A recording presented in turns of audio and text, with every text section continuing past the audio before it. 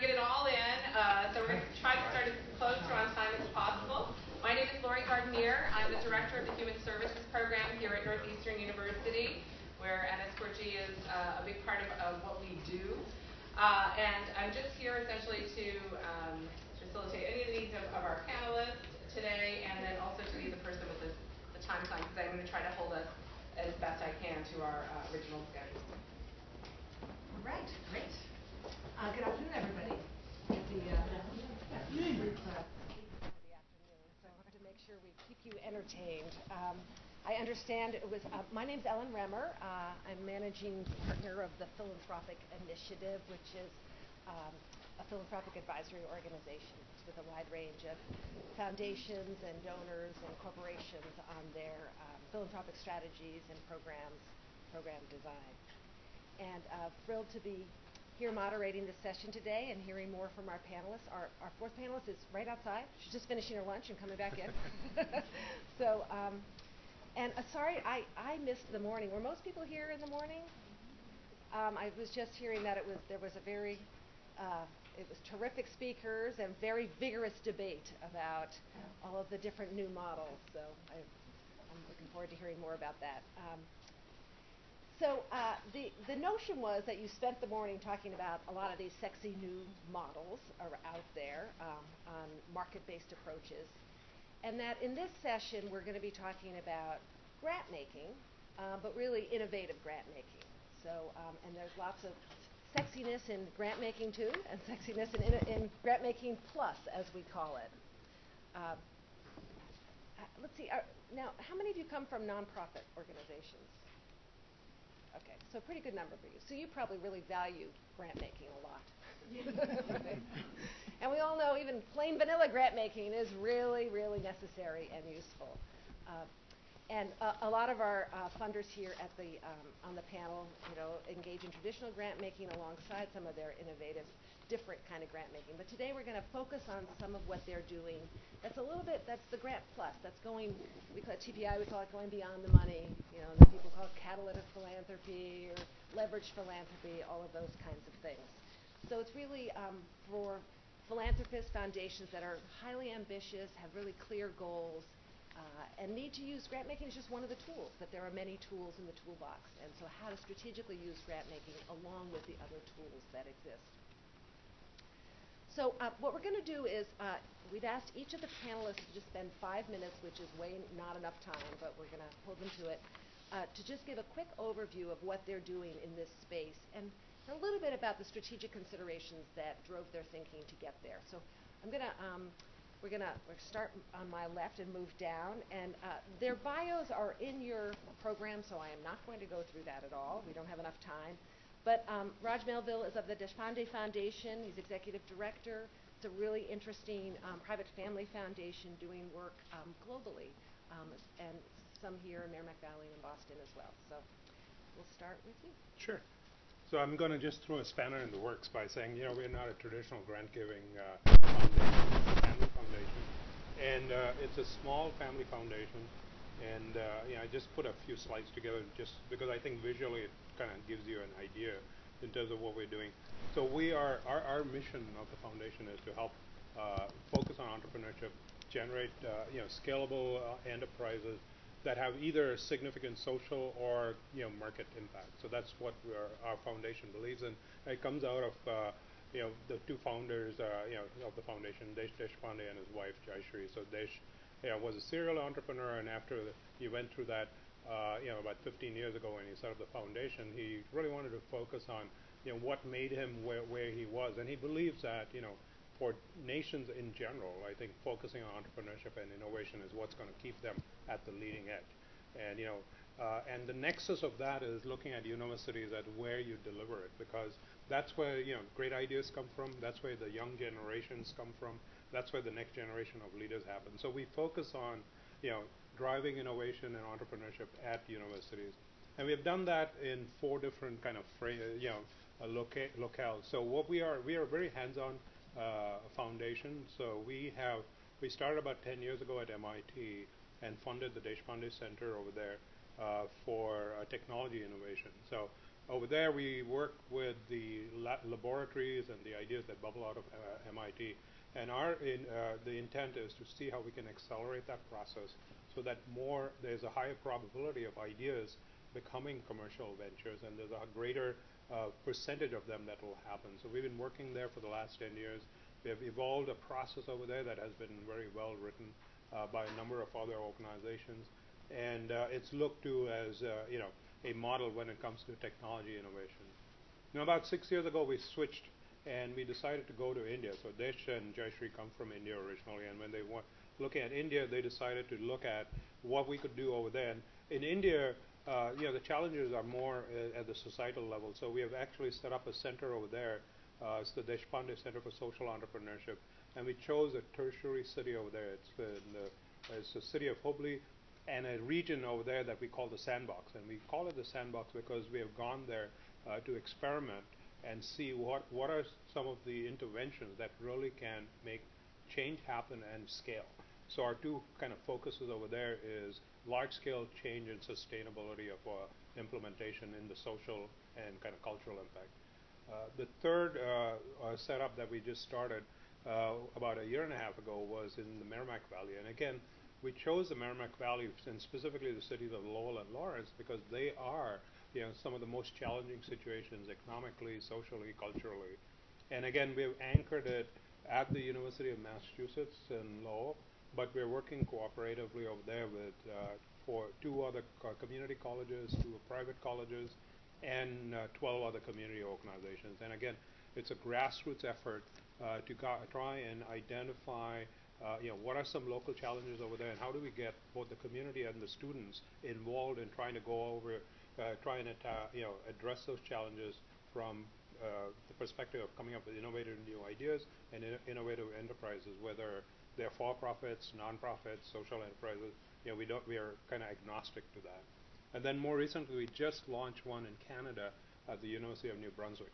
And that's going to do a little bit of both. They are a mini MIT in some respects. They come out with a lot of innovative ideas, so they're going to focus on some of the technology innovations.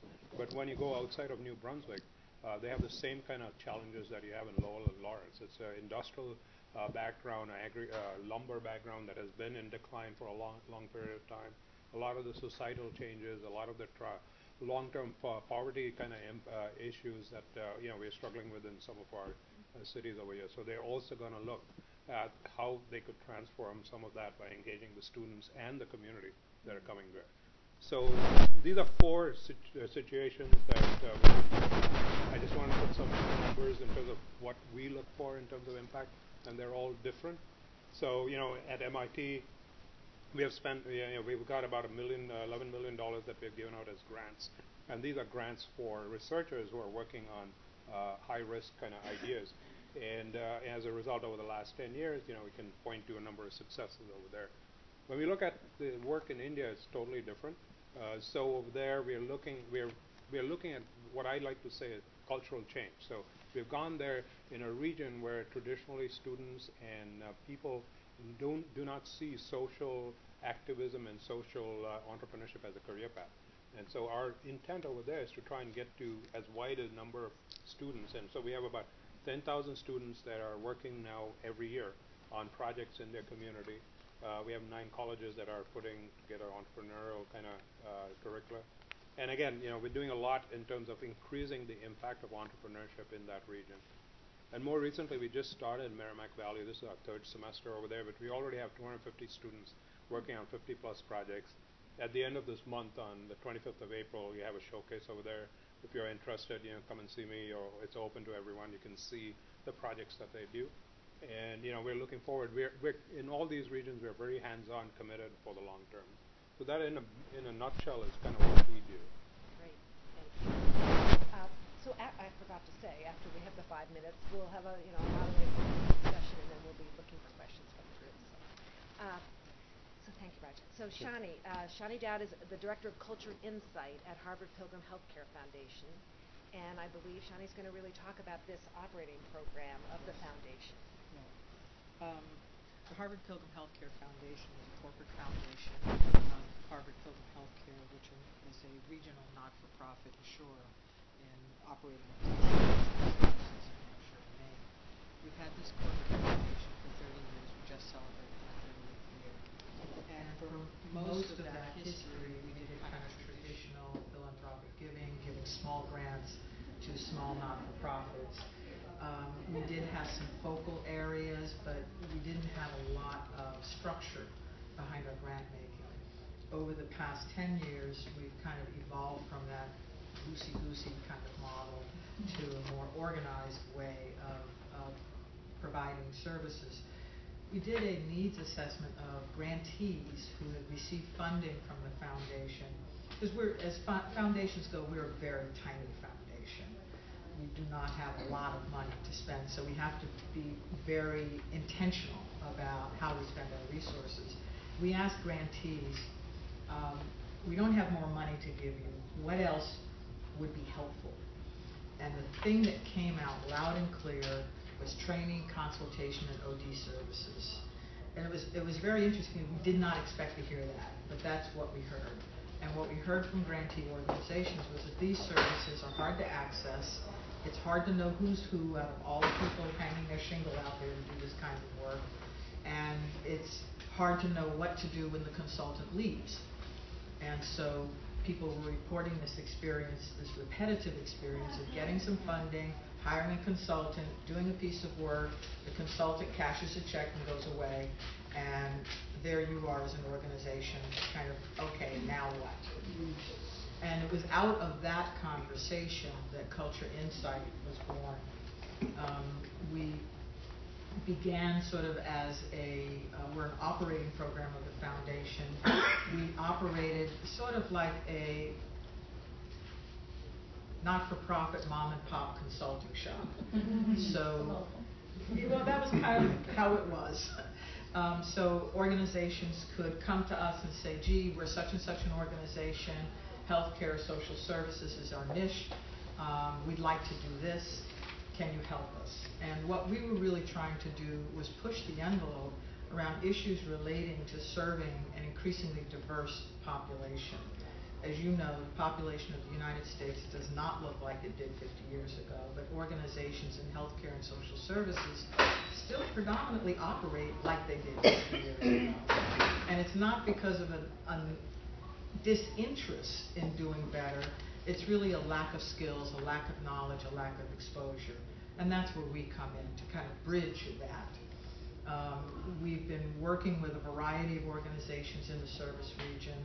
This past 2 years, we did a strategic planning process and evolved a new model because it really wasn't workable to do this kind of consulting shop model over 3 states.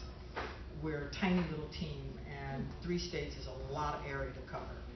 So we've developed an RFP model so that organizations now apply to us to get Culture Insight services, tell us why they hope to have impact.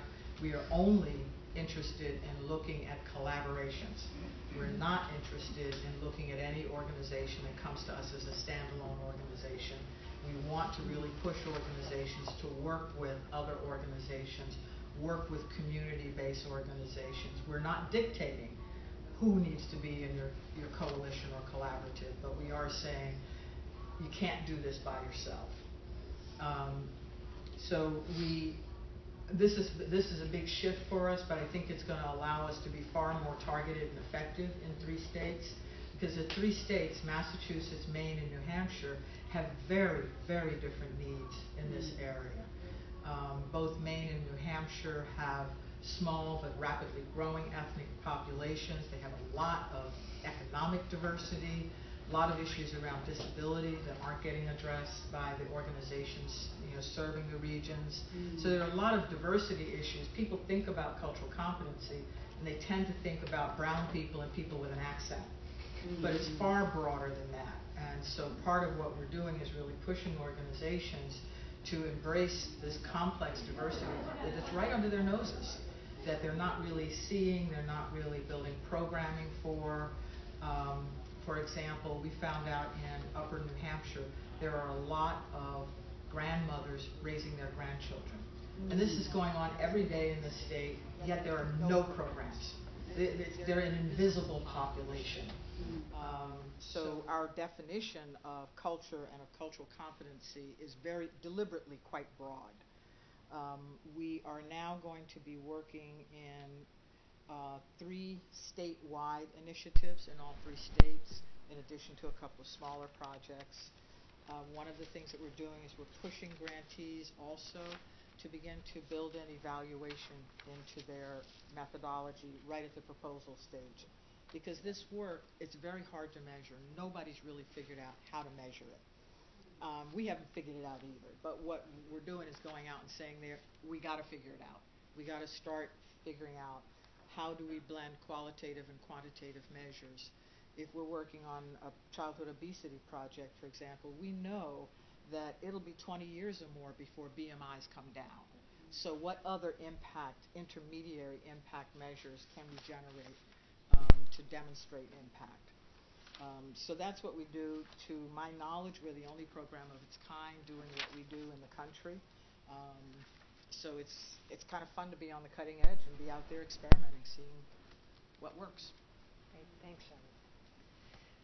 Great, so our next panelist is Sheila Peterson, who is Vice President of Corporate Citizenship for Massachusetts at State Street Bank, a large grant maker here and around the world, and really one of the leading corporate grant makers. And I believe she's going to be talking with you about a particular initiative that she manages in Big Class. Yes, absolutely. And I definitely want to talk to both of you. No, really, I'll ditto some of what my colleague just said about corporate foundations. We happen to be a very large corporate foundation as opposed to the tiny one, but struggling and embracing with the same trends that you talked about. We were very much a generalist. State Street Foundation is the strategic grant-making arm of the State Street Corporation, and it is funded annually through profits from the corporation, and it's been consistently funded. This, very much dedication towards keeping this foundation going. We operate in 36 countries, but we're headquartered here in Boston. The foundation's mission, as some of you might be aware, is to contribute to the sustainability of communities wherever State Street operates. And we do that primarily by investing, and this is the focus area that we have gotten down to after being a little bit more broadly defined in the past. But the more narrow view is education that promotes employability and employment of disadvantaged populations. Our grant investments have ranged in recent years anywhere from $20 million to $30 million annually. And as probably the largest corporate funder in the city of Boston, where we're headquartered, we feel that carries with it great responsibility, and we've always felt that way. We actually formed our foundation 35 years ago. I got 5 years on you. But the corporation has always, even prior to the foundation, which is, the foundation was one of the reasons why they did this, but have committed themselves to taking a leadership position on addressing social issues. Affordable housing, we have quite a legacy in, for example, for past years. So it became quite clear a few years ago, in about 2007, that the issue of youth violence could be a significant barrier for the sustainability of the city, if not addressed over the long term. So in fact, we were arguing, and we got others together, and they agreed that it's actually a direct correlation for any business's ability to recruit and retain employees, and obviously impact on the health of the community. So while the public sector was in the forefront of addressing this issue, we really felt that the private sector needed to step up and do more. So we had a decision to make. Do we move forward in our traditional path of individual strategic grant making in our own little world, focused in the areas that I mentioned? We soon discovered that would probably have marginal impact on such a complex problem that needed long-term sustainable solutions. So the other option was to take the leadership path of collectively working with our funding colleagues to more holistically address the issue for even greater impact. She isn't working with us yet, but maybe down the road here. Down the road, it could happen. Like tomorrow. Because the issue, we laugh, but the issue is that urgent, as we all know. So we took the latter path and investigated the best approaches with the help of my friend over here, Ellen Remmer, and her team at TPI. And in parallel, the work of our foundation, as I had mentioned, was becoming more and more oriented to assessing the impact of our grant investments, not just tracking the amount of dollars we're investing. And that led us to researching best outcomes and metrics, and we too are just about to launch a new application process whereby we do ask for outcomes and metrics to be identified up front in the application process, so we share that approach. And the result is that since 2009, the foundation has been leading and evolving a collaborative model that incorporates a market approach to social impact through a youth violence prevention funder learning collaborative. And I must give kudos to my friends at Root Cause, a consulting firm, who have been working with us to develop the social impact market concept. Andrew Roque has written about that concept, but this collaborative ends up being one of those example of that, as it so happened. And in that social impact market, we are providing the infrastructure, we're providing information and incentive to enable allocation and alignment of resources for greater social impact, the bottom line. This Youth Violence Prevention Funder Learning Collaborative is a mouthful to say, but we worked hard at this name, didn't we, Ellen? We brought that learning name we coined that learning name because we said, wait a minute, we could have gone, in fact, the initial idea was to go about a pooled funding concept. Well, what happens in a pooled funding concept? You put some money in, and you pick a few organizations to support. And that's not going to cut it with this complex problem. And besides the fact, the trend in philanthropy was all of us were getting more and more focused to have more impact with the resources we had at hand. So what did we need to do? We really needed to look and meet funders where they're at and to link arms, link our various focal areas together in an integrated and holistic way so that we could support the community of nonprofits that are hard at work out there in the various strategy areas that are needed to address this problem. And that's really what the model is all about. Now, the infrastructure includes bringing in public and private funders, all kinds of funders, corporate funders, family, private, individual donors, businesses who have charitable monies. Everyone we invite to join us. Thought leaders, we bring nonprofit programmatic content experts to the table, youth from the community are working with us, community representatives, and we're working with government officials to make sure that we're in alignment with the plans of the state and the city and the nation, actually, to collectively address this issue through what we coin as we're learning together about what is involved. We're sharing our expertise, but we're acting is the key operative word here that makes us a little bit different, perhaps, than just a plain learning collaborative, that we're acting in unison to align our funding and to measure impact, both. And when I say align our funding, we're trying to do that for greater impact. There are a lot of dollars floating around in the city, and they've been floating around for a while, but we aren't moving the needle, so we need to do something differently. So we talk about aligning funding, and that involves a lot, and it can take very many different forms. Could be co-investing, could end up with a pooled fund if you so elect, whatever. It can take all these forms simultaneously. So the infrastructure is we have about 60 active private and public funders, about 85 participating in some way, and we have an organizational structure where I am director, and it's in-kind expertise that State Street is supporting. And I do that in addition to traditional grant making for the foundation as well in Boston. An advisory committee made up of thought leaders, a leadership team of co-chairs of public and private funders. We have working groups that are headed intentionally by a private funder and a public funder. So we have that alignment from the get-go. And we have 3 such working groups around specific strategy areas that are important. And those working groups develop the strategies and the tools that will guide us to align our funding. Then we have general funder investment meetings where we figure out how to utilize these strategies and tools. And then we also use strategic consulting. I've mentioned our partners. Structured facilitation, project management, evaluation, and research are all key components. And I could go on, but ultimately we're trying to get a shared view of prevention. We want to commonly adopt a set of outcomes-driven practices to invest in nonprofits. And thereby, you can take that learning back to our individual grant-making duties or decide to collectively do things where we need a more combined effort. And the incentive is we're all going to have greater impact. And by sharing the knowledge, we're also taking a lot of the waste out of the process each of us funders individually does. And we do some stuff commonly, like evaluation. Hopefully, it will streamline the grant process for funders, for nonprofits in the long run. We're trying to do win-win on all sides. Great, thanks, Sheila.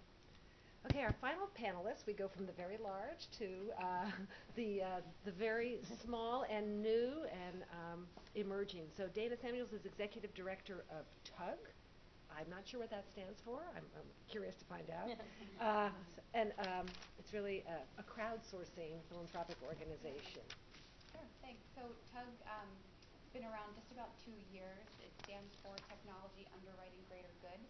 It was formed by a couple of local venture capitalists. I was working at a local venture firm in 2009 when we had a big fundraising event to raise funds for local nonprofits, and what we decided was instead of just doing that once a year, let's create a nonprofit around it, and so every year our community could look forward to the events that we put on and the nonprofits that we put in front of them. So generally, what we do is we give grants to small nonprofits, and we prefer kind of groups that are operating on a small budget, have a small team, are in kind of very early stages to kind of about ready to scale, and are focused on supporting youth entrepreneurship, education, and social innovation for young people in New England's under-resourced communities. So I guess the reason why we started this foundation was that we recognized a need in our community to engage the next generation of venture capitalists and entrepreneurs with the local nonprofit community, kind of get people thinking about how they can give back. We work with such great business minds and thought leaders and entrepreneurs and social innovators in the business setting. Why not kind of link that community up with the local nonprofits and see what sort of relationships can be formed. So we do take a crowdsourcing approach, is what we call it. So all of the funds that we raise for TUGG come from our local community. So they come from venture capital firms, technology firms, startups, and then service providers in the industry.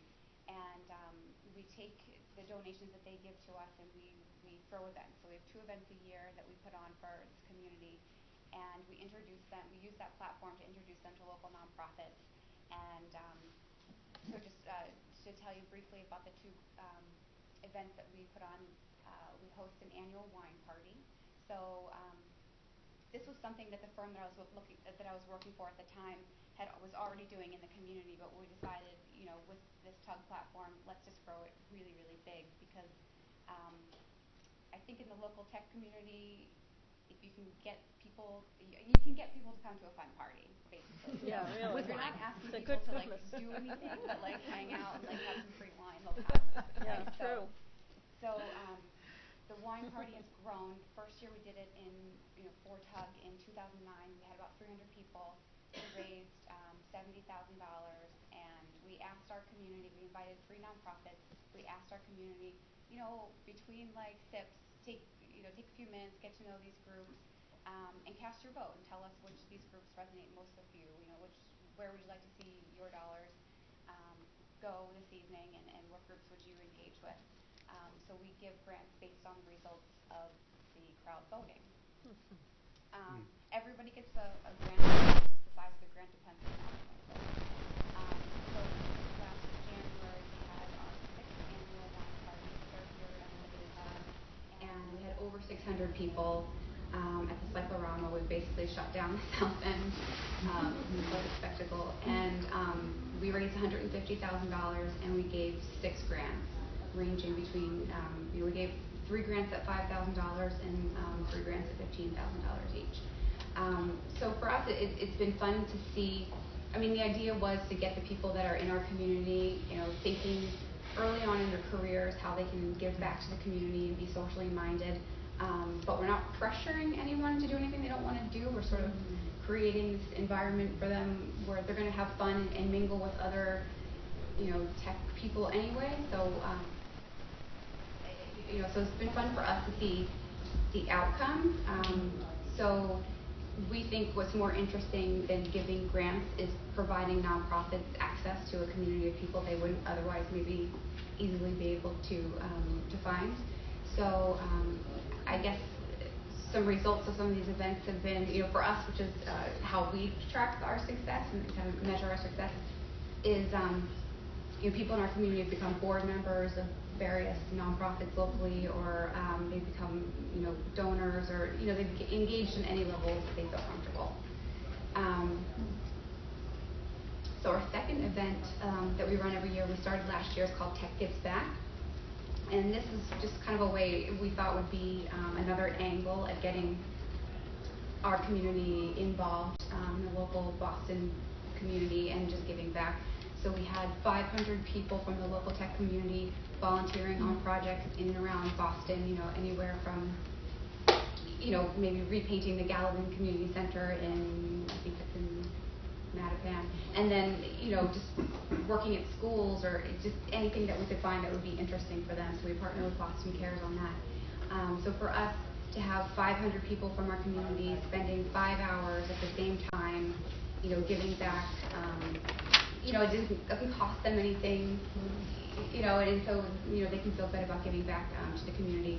And then afterward, we created a whole social media campaign around it. Everyone's tweeting and sending pictures, and if anyone knows the local Boston startup tech scene, that's what they do, right? I mean, they tweet everything, and they share everything online. So that was fun. And then afterward, we have an event celebrating the day and introducing them to 6 nonprofits that they can kind of mingle with and, again, cast their votes. So I think for us, what started out as, we think of it as a social movement and more than a nonprofit, getting these people engaged in the local nonprofit community, and seeing what happens. And we've been pleasantly surprised. I mean, at this point, when we look for sponsors for our events, I've got people calling and asking if they can be a sponsor. So it's different from 2 years ago when I'm begging people for money. So, we've already got people asking about Tech Gives Back, which is going to happen in June, and we're going to have probably 750 people volunteering. So, so that's what we've been working on. Great, thank you. So I'm struck listening to everybody. I mean, these are not lazy funders. It's very active, hands-on. And there's also an interesting kind of a merge between people wearing several hats.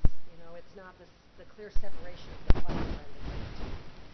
So to that question, I wanted to ask some of you to respond to kind of a question about how is the way that you're operating in a very different, innovative way, how would you characterize your relationship with grantees? How has this changed? And what's critical for success with your grantees? So maybe we'll start with Raj. Well, so some of it was evolved over the years. So when we first started the foundation, it was a traditional kind of grant giving kind of foundation. We did a little bit of here and a little bit of there and stuff. But I think as Desh himself and his wife kind of refined their focus, I think we realized a couple of things that's core to what we do is trying to maximize impact and look at scalability and sustainability.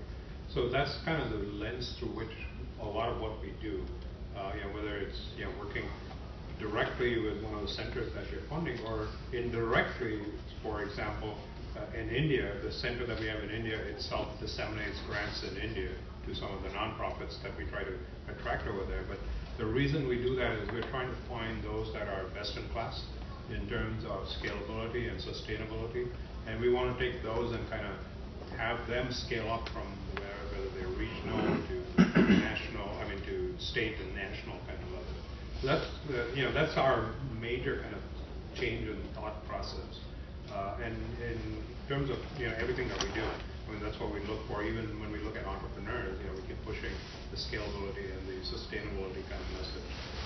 People that come out of our various centers, when they're either coming up with a nonprofit or a social enterprise idea, that's one of the core messages we believe in. So just to push a little further on the relationship between the grantees and the grantor then, Is it different then? How would you describe it? It is. I mean, in fact, when we made this change, specifically in India, we started off with our initial listing was more traditional kind of grant giving, but we knew right from the get-go that we wanted to go in and identify the high-performing ones.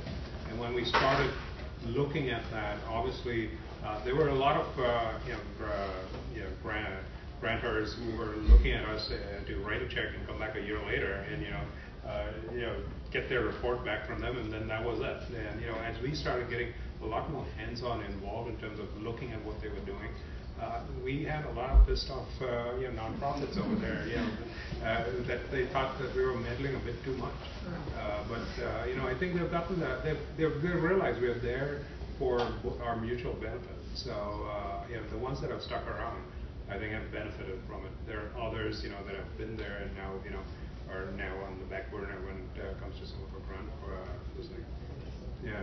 Anybody else in the panel want to comment? Some of those tensions, because our work is also highly hands-on.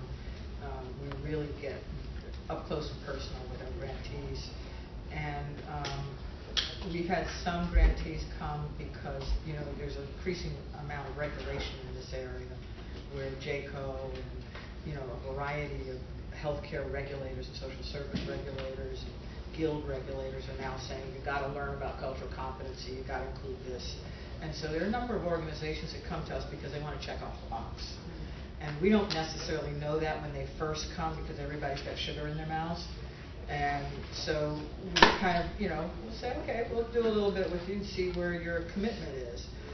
But we leave the ones on the side of the road that really have little commitment, little leadership engagement, because we know from experience that they're not going to make the best use of what we're bringing to the table. They're not going to grow and thrive in this area. So those people get very disappointed with us. But I don't mind that. I'd rather have that than be used as a tool for an organization that really is not committed to the work.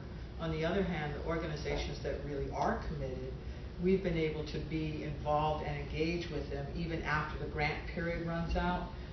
We're just on the other end of a phone call, and because we're not a private consulting shop, they don't have to worry about writing me a check if they need a little bit of input, or if they need me to come and facilitate a meeting, or one of my staff to come out and do a training. We're able to do that kind of support over the very long term. And one of the things we're watching now is organizations that we've been involved with for, say, a decade are now reaching out to other organizations and spreading the knowledge, which is like this wonderful outcome that we can't figure out how to measure. We're watching it happen, but we don't have any kind of way of measuring and capturing this kind of cross-fertilization that's going on. So it's proved to be a very positive experience, but not without its bumps. Our model, we sort of operate as a venture capital fund. Initially, I was as like the person who connects most with the nonprofits that we fund and spends time with them and meets with them and gets to know their organization and the students that benefit. I think for me, taking that approach of, we'll put small dollars in and see what rises to the top. I think it was a little difficult for me, but as we've been kind of running these past 2 years, it's been interesting for me to see which groups really thrive in that sort of model and which groups are just not that interested. I mean, I have some of the nonprofits where the executive directors operate more like entrepreneurs, and they're so passionate and so excited. I mean, I hear from them probably, once a week or every 2 weeks, and they're inviting me to something, or they have questions about something, or they want help with something, and they really kind of use our resources that we have available to them. And then other groups that maybe have come to one TUGG event and felt like this sort of competitive, high stress environment was too much for them, and they don't really care for that. So I often just won't hear from people once they kind of get the grant. I think that they're done. So it's been interesting. It's just been kind of a natural evolution of a problem that I went in thinking, oh my gosh, how do we give 6 to 12 grants a year and keep in touch with these people and measure their success and how successful we've been at making introductions, and it's just naturally some of them have just kind of disappeared. Interesting. Yeah, just hearing from the different perspectives almost sounds like it's great if we have some various models, because different nonprofit organizations are going to have certain styles that might not fit that style or whatever. But I can say one value I've gotten from being a member of the collaborative, with all the different kinds of funders we have at the table, and the different approaches everyone takes to working with their grantees, it's really helped from a corporate funder viewpoint as we introduce the outcomes and metrics that we want all our grantees to report against. We might have in the past just taken a very business-like approach and said, okay, here's the outcomes and here are the metrics, please report, or whatever, but we're not going to do that now. And it's probably because of the growth we've had within the collaborative, in that we understand that, again, leadership and the commitment is extremely important within the nonprofit. If they're basically on the mission that is in alignment with the knowledge we've gained as to being the most appropriate and effective methods to use to address whatever issue we're supporting, that it's probably worth getting in there and helping them out and look at capacity building grants to help them align to the best practices and to help them improve the strength of the organization to get to the outcomes and metrics that we're putting out there. So we're not going to be as black and white as we might have been, and so I think that's a big difference. And also within the collaborative, then we're developing what we're calling funder tools that take the knowledge and put it into a usable frame so that we can use it to guide decision making. We're also going to make that available to our nonprofit grantees in the area so that they can use it as a self-assessment, if you will, to see what best practices they want to align to as well. So that's a different approach than we might have taken. I have like 6 more questions here, but now I'm worried that we won't get to your questions. So I'm going to turn it right now to and if you don't have questions, I've got 6 more here. So just to see if there's some burning questions in the audience to ask them now. Mary Davis Foundation, and thank you, because I picked your brain when I was starting the Funder Collaborative. I was stupid enough to tell everybody to put money in, however, so it's another situation. You were on the, I remember. But back to so thank you for your help with that, and actually it's going very well. But can you remind me how you're managing, or are you tracking in any way the aligned funding from your partners so that you can sort of tell a story about how the collaborative leveraged other investments on a very important issue, and in this case, the youth violence? Yeah. We're going to use multiple measures because there's multiple ways we can align funding, and we're in the process still of putting that all together. But meanwhile, we have done some co-investing, and we have measured, for example, that we were able to collectively raise $1.5 million over the last 2 summers for summer youth employment, some year-round smattered in there. And we did commission as part of that an evaluation to go along with those placements. And these were placements in meaningful youth employment, really within the context of youth development, and with family support and mental health services provided, real, true, even deeper wraparound than what you might coin as wraparound. And some of those were built in the second year because of the learnings from the first year from the evaluation. And with that, we're able to track that this aligned funding created 900 jobs that would otherwise not have been available because it was new money to the scene. And also the impact of that is that not only did youth show significant reductions in certain risky and deviant behaviors associated with the propensity to commit violence or be involved in violence, but also the increase in pro-social skills and asset building that leads to employability and educational and academic persistence.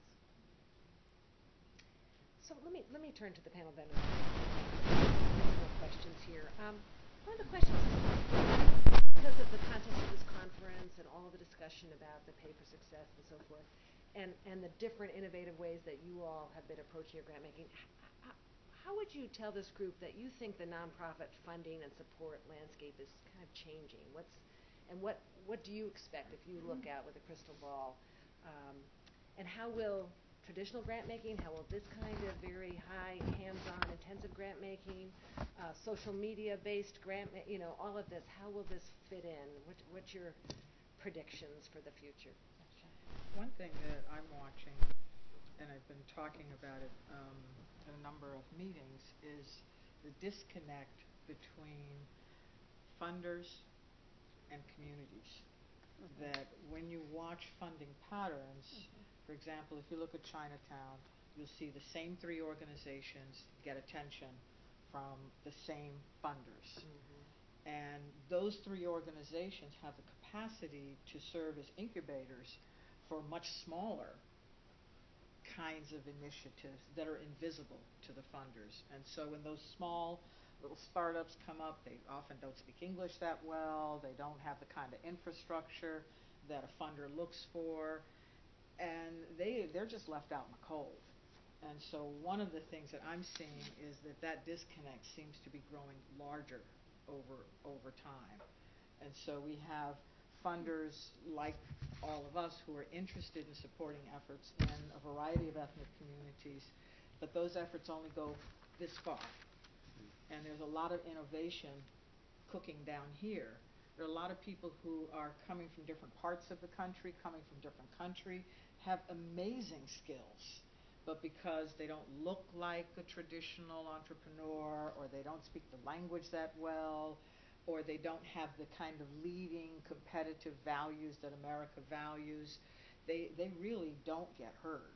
And so I've been encouraging program officers to get out of their offices, get out into the communities, really, not just go to these community events, but buttonhole people, buttonhole strangers, start getting to know who's out there, because I'm watching the same organizations get funded over and over again, whether they're doing a good job or not. Sometimes they're not doing a good job, but they're the only ones we can identify in this ethnic community.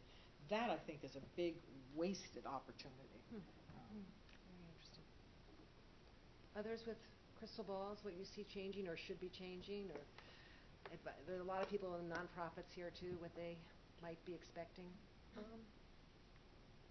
think just building a little bit off of, what you're now going to value with your grant making, and that you're going to only accept applications from collaborations.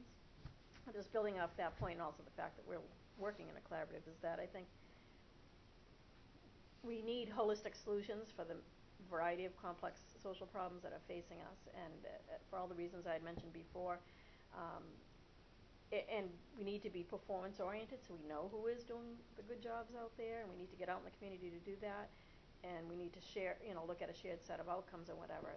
I believe that all those trends are going to mandate collaboration, not only amongst our nonprofit partners and entities, but among funders. Which is why I'm saying, you got to walk the talk, and we've got to come together. And so you need collaboration, multi-leveled, multi-tiered collaboration, if you will. So I think that's very good, isn't it? Did you I was going to say a couple of things. I think one is, the reason why we are in Lowell and Lawrence is because it's exactly the point that you were making. It's like when you go into those communities, those are the communities most in need. But there is this model where, both the funders as well as the nonprofits gravitate to certain centers, and they'll come to Boston, but they won't come to Lawrence, right? Yeah. And so we really we feel we're serving as a catalytic impact by getting people out there. So, for example, because working together with Teach for America, we have 40 teachers now in Lawrence that they have funded. But the model itself that Teach for America has is it's a high-cost model, which is not conducive to something like Lawrence and Lowell. So, what we would like to see is, how do we take that kind of a model and, scale it up or multiply it so it is cost-effective when you go into places like Lawrence and Springfield and other places. So, one of the thoughts we have had over there is, and going back to the community thing is, we have large teaching institutions over there that are focused on education. Is there some way to pair up, the TFA teachers with 3 or 4, associates that are coming out of the school systems that'll partner with them after hours so that, there's a multiplier effect. And you have 5 other teachers who are in training, and while they're being trained, they're working with the TFA teacher over there. And that provides roots into the community, because these are people who are coming out of Lawrence, who are coming out of Lowell, going to community college, going to, UMass Lowell. And so that's how you build that network, right? So I think, there's a real important thing in terms of looking at the community from the bottom up. Just a follow-up question. I was curious, Harvard Pilgrim Healthcare Foundation, how do you reconcile on the one hand, you said you only fund collaboratives. On the other hand, you just mentioned about certain organizations that are small, just forming kind of are under the radar of the program staff. I mean, it strikes me that those kind of under the radar organizations might be the ones that are least likely to be able to collaborate because they're new, because they don't have relationships, because they don't have enough funding. I mean, do you find that to be attention or? Not really, because most of those small organizations, because they are so small, they're already talking to 6 other small organizations, kind of naturally. And so what tends to work is when you invite them to the table and invite them to bring the people they're talking to. That's one of the ways to discover who else is out there. They tend not to be collaborating at that mega level with the much larger organizations, except maybe peripherally. But they are working and talking with other similarly sized, small, community-based organizations. Yes, Zach. I'm Jean Horstman with NRIs, and I guess my question, which I'm sorry, I have to stand and speak. I'm a Baptist.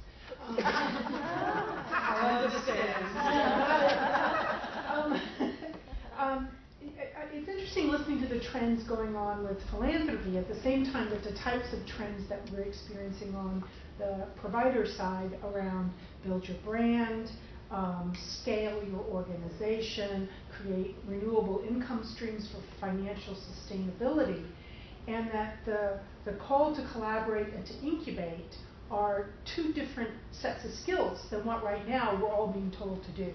So I guess I'm curious about, we've framed most of the conversation so far, and most nonprofits do, about a retail model. So there's a new shop on the block. How does that new shop work with the old shop?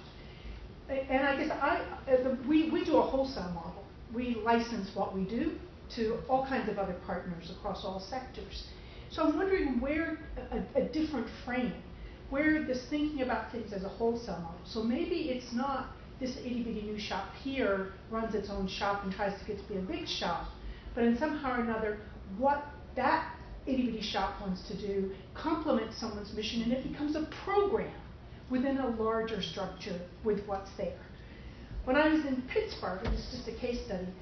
You know Pittsburgh makes steel, didn't make steel. I was there when steel was dying, and this was a city with huge industrial decline, massive population out-migration that had a ballet company, 2 contemporary dance companies that created their own work, and a dance council that brought in contemporary performers. And all of them every 2 years almost went broke. The chairman of the board of the ballet was a huge corporate executive, really smart guy. I said, why don't you just create Dance Inc. and have a presenting division, a innovation division, a import division? And his comment was very telling. He said, Jean, the boards will slaughter us. So where does the board of directors fit within this landscape of collaboration and incubation? Anybody want to take that?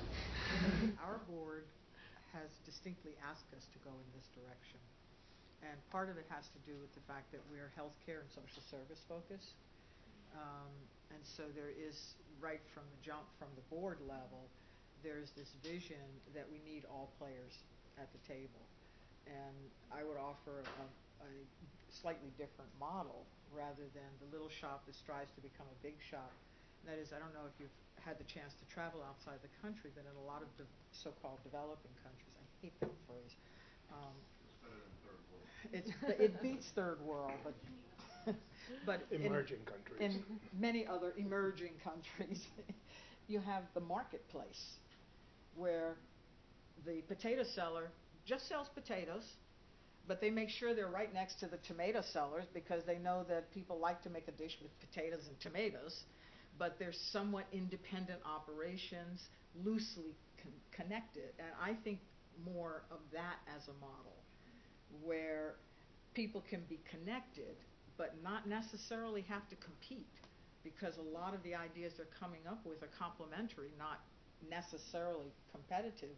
And part of what we're doing is setting that competition in motion by saying only one of you can get the money. Now you fight it out. So my image is that of a thriving, busy, active marketplace. And Jean, is your question though also about, I mean, it's about the nonprofit boards of directors, really, and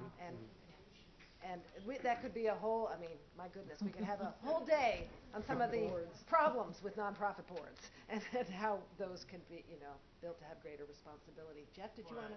One thing is that how many board members are in the room today or here in this conference? I mean, I think one of the challenges is that there's often a gatekeeper, either by choice from the board's perspective or because the staff is protecting the board, but the boards should actually be more engaged in these conversations. I mean, I go to how many conferences and panels and programs a year, and there are very few trustees and board members that attend, partly because of time and they're volunteering their time. But if they're not going to come to a session like this, is there a way for you to bring this knowledge to them, bring these types of panels or conversations to them so that they can understand the value of having the tomatoes and the potatoes next to each other? So I wanted to ask we're nearing the very end, so I wanted to, it went way too fast, but that's always good, especially after lunch. If we could just ask the panel to talk about, leave us with a very crisp, a lesson learned from your experience doing this very innovative approach to social change. Let's start this. Dana. I mean, TUGG is my first experience working in the nonprofit sector, so I learn a new lesson every day. But I think, I think for us, since we're such a community, like a specific community, and community-based approach, and really just trying to collaborate. I mean, we have to cater to a lot of people. I mean, we have a lot of big sponsors. We have a lot of people that kind of pay a lot of money to come to our events and invite people to our events, and so we want to make sure that for us, they're having a meaningful experience. And I think for me, sometimes that takes the attention away from the nonprofits, which is where I'd like to spend more of my time. So I think, I'm always kind of learning lessons about how to juggle our sponsors with our guests and, our nonprofits, and make sure everyone's happy and kind of getting what they expect out of our platform. Yeah, great. Sheila. I think mine builds off of yours in a different way, seriously, is that, since I wear the two hats of leading and evolving, important word, because we don't have all the answers, we're learning as we go, this collaborative of funders, and at the same time supporting our grantees within our traditional grant making. I think we've learned that, in fact, it does take a lot of time to nurture and get everyone on the same page. It takes a lot of time. And you have to recognize that it's going to take a lot of time, and we have to be patient, we have to be persistent. Not easy to figure that out. Exactly how to do that, you can know intuitively you need to do that, but we're developing a shared leadership model, and definitely have had conflict along the way. And that's another thing, we can't be afraid of conflict because we're out there innovating, and there's going to be conflict, and don't be afraid of it. Let's try to address it in the most positive ways that we can learn from it, so it's learning from all sides. And that, in the end, we're starting to see the fruits of that, though, and it is worth it. It is totally worth it to increase the quality of your decision making, the effective use of all of our times, and really get to a depth of innovation that we couldn't get to singularly. As we all know, teams produce more if you have a really good, high-performing team, but it does take nurturing. We use things like structured facilitation, very assertive facilitation we found we need to do. And I say that assertive in a positive way, and that's a hard line to walk. We've found that we need project management to help us keep that nurturing going. We need to constantly reflect, change, and be nimble in the way we do it, and especially when you're working with volunteers, like you're doing too. So, great. Don't have all the answers, but know that needs attention. Fortunately, I only have one funder I have to deal with. I think for me and the work that we're doing, paying attention to the culture of the various organizations that we work with, because the cultures of organizations are so different one from another that the solution for growth in one organization is absolutely not the right solution for the next organization. So we pay a lot of attention to learn in the culture of our grantees. We're launching a big project in Maine, for example, and we're spending a lot of time running up the road getting to know not just the individual representatives of these organizations, but the organizations themselves. And I think the other thing is relationships. That David Moy and I were at a event with Associated Grantmakers of Asian Americans and philanthropy. None of them are here. That is a problem. Where are all of those people, all of those Asian people who are working in philanthropy, interested in philanthropy, engaged in philanthropy, and they're not here today? And that's typical. That's a problem. That's something that we have to really start taking a long, hard look at ourselves. How come they're not here? So, when we realized our focus was on affecting social and kind of market change and impact through the lens of entrepreneurship, as we started looking at that, the big aha thing for us was taking a step back and realizing in order to really affect that, what we needed to do was affect cultural change and down at the grassroots level. And so that was for us the tipping point where we moved away from just being a grant giving kind of organization and became a much more activist organization in terms of getting hands-on involved in programs, getting hands-on involved down at the community level. So we are in our community, whether it's in India or whether it's in Lowell. And for us, we realized unless we did both those things, got involved down in the community that we're trying to serve, as well as looking at the programs that are being funded, we wouldn't be able to make that kind of cultural change happen, because it's really wholesale cultural change in some cases, like when we are in India. It's the mentality that we have to change completely if we wanted to kind of encourage social entrepreneurs to take root over there. So that for us was the most fundamental thing. So I wanted to just highlight, this is great, like 5 themes, but there are so many. Yeah. One is that these are real learners. I mean, these are asking grantees, asking other funders. I mean, just learning. Obviously, very hands-on activist, adding value. The theme of collaboration in all different ways has come up. They didn't say these words, but I was struck listening to all of them, the investment in infrastructure. And as we all, that's really hard to find. Funders who will invest in infrastructure, but without the infrastructure, things are incredibly inefficient and things just don't happen. And then, of course, leadership, that they've been taking a responsibility for leadership. And so I think we should thank them for their leadership.